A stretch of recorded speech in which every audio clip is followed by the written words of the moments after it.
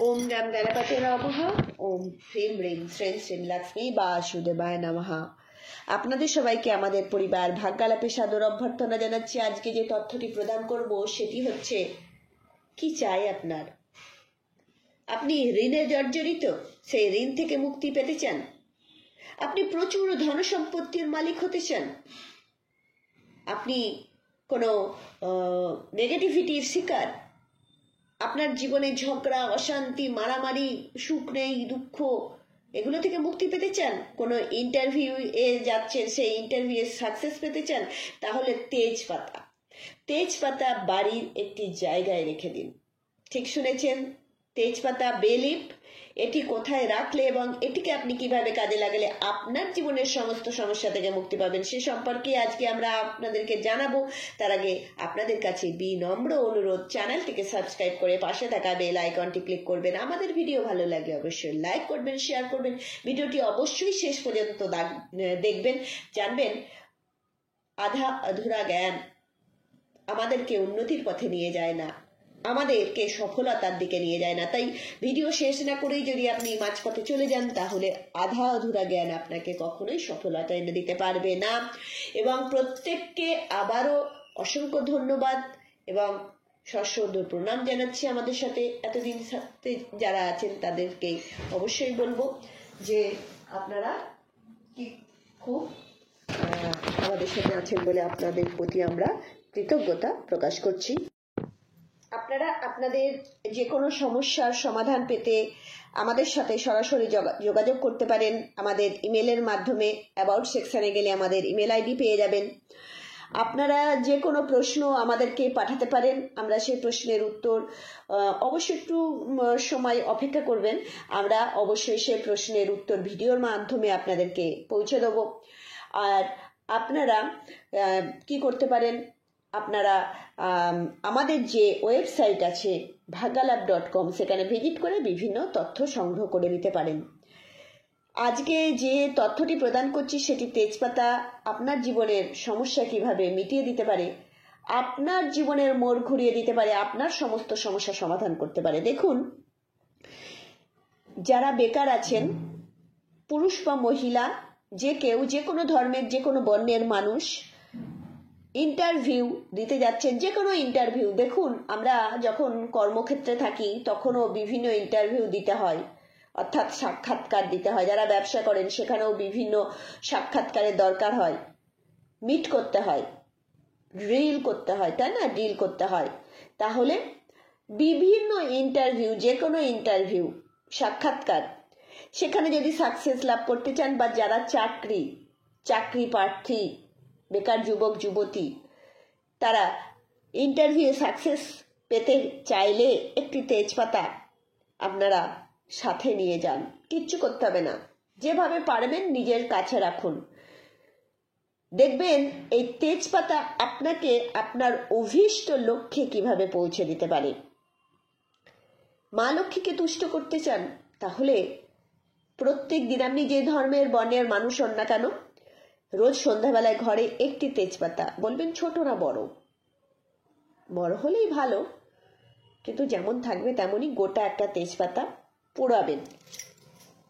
রোজ সন্ধ্যায় যদি আপনি এটি করেন, সব থেকে ভালো হয় কি জানেন, যখন আপনি ধুনো দেবেন, বা আপনি যখন ধুনো দেবেন তখন এই ধুনোর মধ্যে যদি এই তেজপাতা পোড়াতে পারেন, আর এই তেজপাতা যদি পুরাতে পারেন, তাহলে মা লক্ষ্মী তুষ্ট হবে, সমস্ত নেগেটিভিটি আপনার বাড়ি থেকে একদম চোচো করে দৌড়াবে। শুক্রবার দিন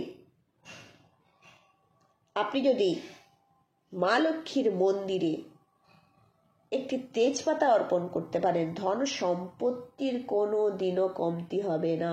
ঠিক শুনেছেন, মা লক্ষ্মীর মন্দির।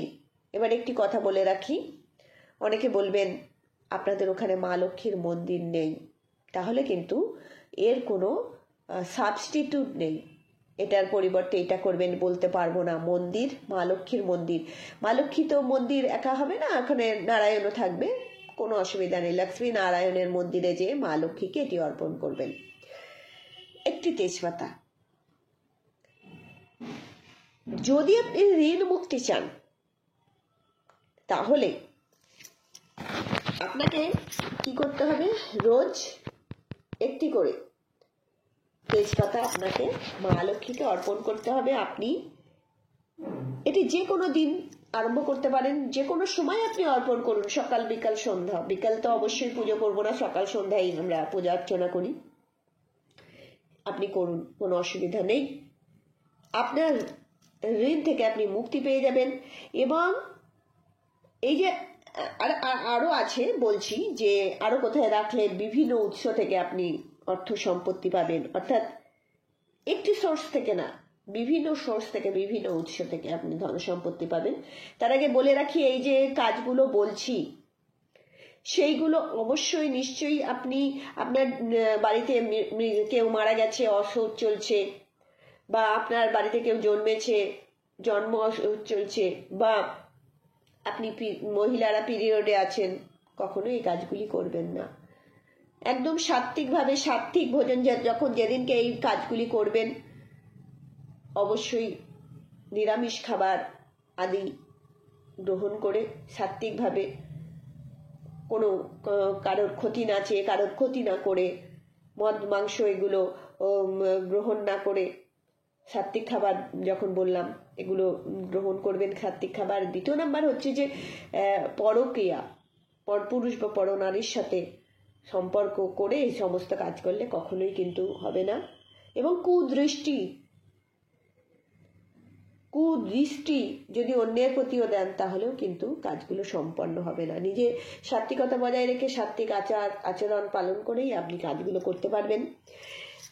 আর যেটা বললাম সেটি হচ্ছে যে বিভিন্ন উৎস থেকে আপনি প্রচুর ধনসম্পত্তি লাভ করতে পারেন। অর্থাৎ ব্যবসা, চাকরি, বা ব্যবসা করলে বিভিন্ন ব্যবসা, চাকরি করছেন, চাকরির সাথে সাথে আরো আলাদাভাবে হয়তো হঠাৎ ধনযোগ আপনার জীবনে আসবে। যদি আপনি যেখানে টাকা পয়সা রাখেন, সেই টাকা পয়সা রাখার জায়গায় একটি পরিষ্কার পরিচ্ছন্ন তেজপাতা, অবশ্যই আপনি দুধ গঙ্গা জল দিয়ে ধুয়ে নিতে পারেন, দিয়ে সেখানে তিলক করতে পারেন, হলুদ বা সিঁদুরে দিয়ে আপনি যেখানে যেখানে টাকা পয়সা রাখেন সেখানে রেখে দেবেন। লকার আছে যাদের ব্যাংকে, তারাও একটি রাখতে পারেন, কোনো অসুবিধা নেই। আরেকটি কথা বলে রাখি, যে কোনো ধর্মের মানুষ, যে কোনো বর্ণের মানুষ এটি করতে পারেন, কোনো অসুবিধা নেই। আপনারা শুধু এটি করুন, তেজপাতা রাখুন, জায়গায় দেখুন, আপনার জীবনের মোড় ঘুরে যাবে, আপনাদের সমস্ত সমস্যা থেকে আপনারা মুক্তি পাবেন। আর আপনারা ভালো থাকলে সব থেকে আনন্দ পাবো আমরা একটা মোটো নিয়েই চলি, সর্বে ভবন্তু সুখিনঃ, সর্বে সন্তু নিরাময়া। ভালো থাকবেন। হরি ওম।